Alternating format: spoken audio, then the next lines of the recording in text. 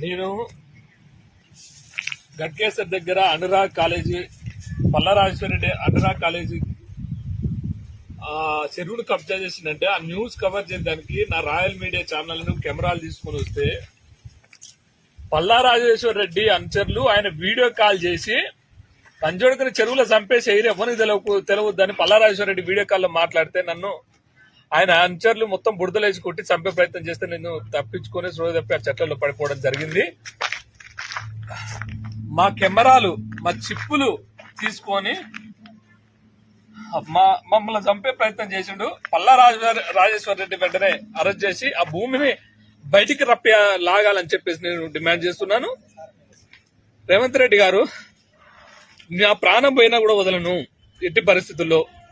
ఇది ఎంత దుర్మార్గం అంటే 120 మంది రాడ్లు తీసుకొని గొడ్డలు తీసుకొని పల్లారాజేశ్వర రెడ్డికి వీడియో కాల్ చేసి పెడుతుండగా